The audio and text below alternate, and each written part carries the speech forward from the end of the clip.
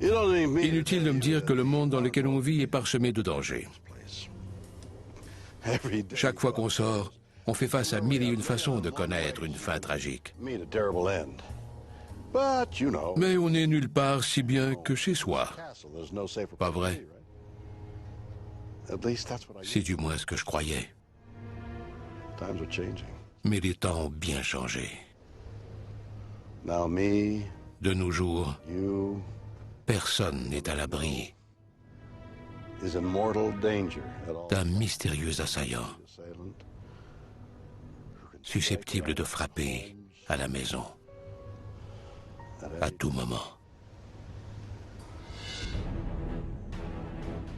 Partout dans le monde, des objets non identifiés tombent du ciel par de belles journées ensoleillées, entraînant des conséquences destructrices et potentiellement mortelles.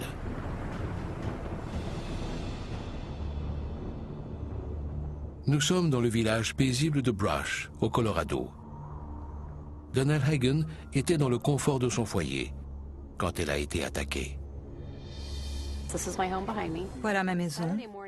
Ce samedi-là, ma fille et moi nous sommes levés et avons relaxé comme tous les samedis matins. Je suis allée m'asseoir à l'ordinateur, juste à côté de la cuisine. Je me réveillais tranquillement en buvant un café. En toute quiétude chez elle, Donald ne se doute pas que sa matinée prendra une toute autre tournure. Une tournure des plus bizarres et terrifiantes. J'étais à environ 1 mètre de la cuisine quand j'ai entendu un bruit d'explosion.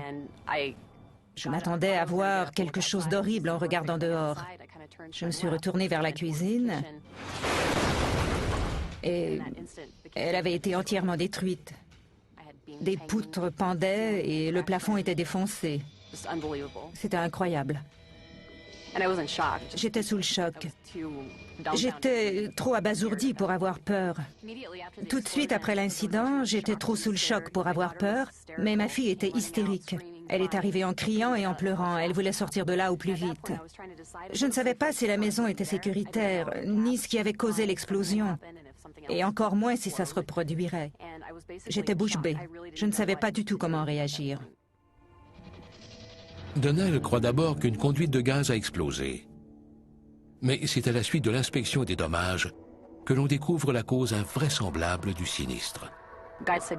On m'a dit qu'il n'y avait pas eu d'explosion, mais que quelque chose avait percuté la maison. En fouillant, on a trouvé un énorme bloc de glace de la taille d'une boule de quille. Une boule de glace d'une dizaine de kilos venait de s'écraser sur la maison de Donald.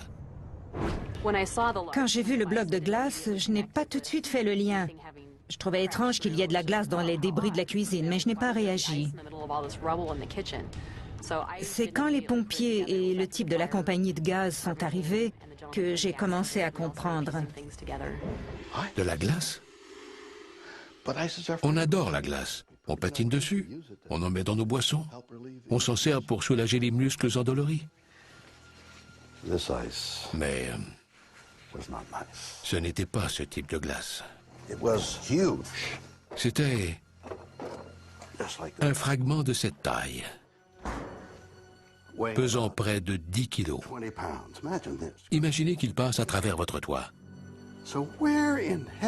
D'où peut bien venir un bloc de glace de cette taille? Aussi gros qu'un ballon de basketball. Un lancer franc de Shaquille O'Neal? Impossible de répondre moi-même à cette question. Des chercheurs de la Texas Tech University vont tenter de déterminer les dommages que peut occasionner un bloc de glace. Comment? À l'aide d'un énorme canon. Aujourd'hui, on va tirer de la glace. Intéressant. Allons-y. Le premier test consistera à propulser un bloc de glace de 2 kg à sa vitesse terminale, soit la vitesse de chute la plus rapide qu'un objet peut atteindre. Pour un objet de 2 kg, la vitesse terminale est d'environ 180 km/h. On reproduira ainsi la vitesse de chute d'une boule de glace grosse comme un melon, tombant d'environ 600 mètres.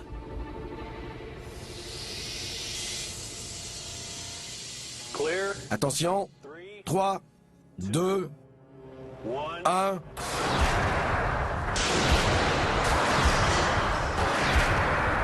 Incroyable. Le bloc l'a transpercé comme une balle. Revoyons la scène au ralenti.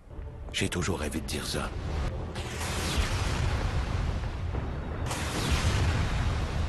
On sait maintenant qu'un bloc de glace peut défoncer le toit d'une maison, mais cela n'a rien de comparable aux dégâts causés par celui qui a percuté la maison de Donnell.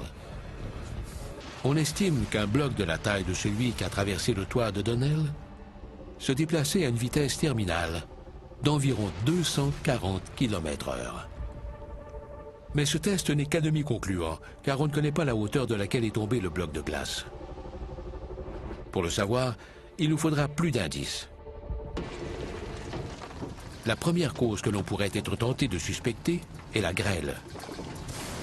Les gouttelettes d'eau gelée qui se forment lors des orages, à près de 21 000 mètres d'altitude, sont reconnues pour causer de sérieux dommages. Comme en 2007, à Edmonton, au Canada, où des grêlons de la taille de balles de baseball se sont abattus sur un secteur résidentiel.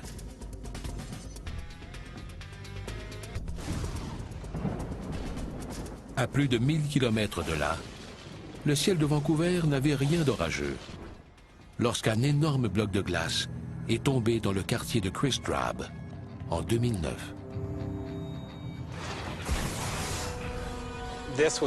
C'est sans aucun doute la chose la plus étrange et fascinante que j'ai vue de ma vie.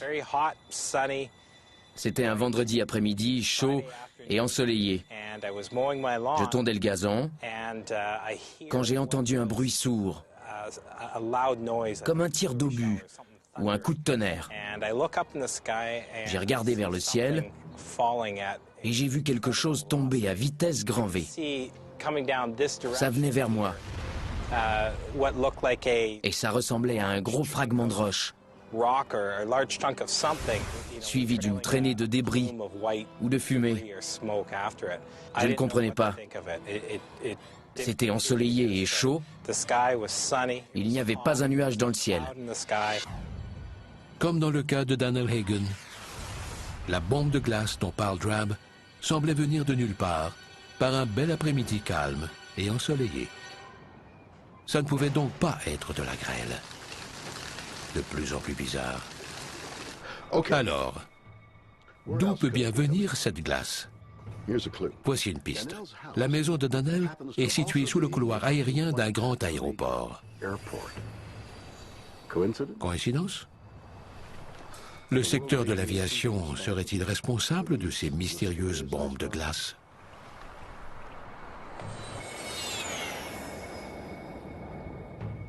Comme l'explique le pilote professionnel Stuart McCaskill, le secteur de l'aviation connaît ses propres problèmes de glace. Plusieurs accidents sont survenus à cause de la glace. La formation de givre est l'une des principales préoccupations de tout pilote.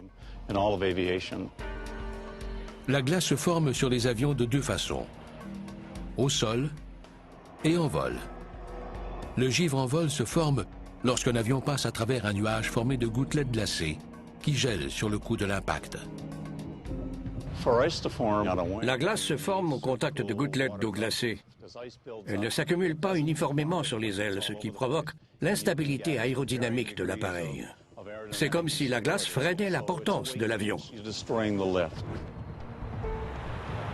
Nul doute que la glace peut causer d'importants problèmes.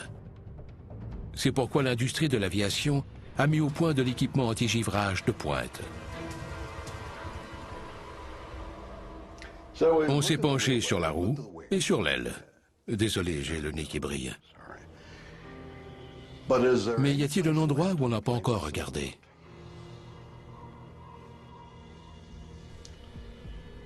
Oh non. Qu'en est-il de la légende urbaine, voulant que les avions déchargent le contenu de leurs toilettes en plein vol? Le bloc de glace de 10 kilos, qui a démoli la cuisine de Daniel Hagen, pourrait-il provenir des toilettes d'un avion de ligne qui passait par là?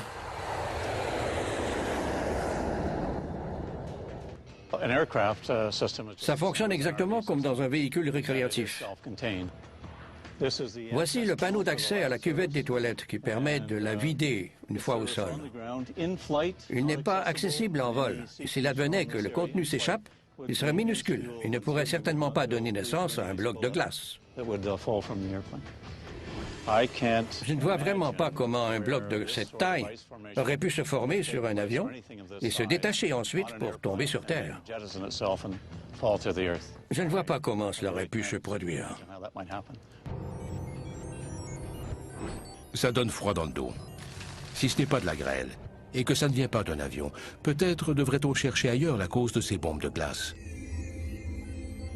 Le coupable pourrait-il être dans l'espace?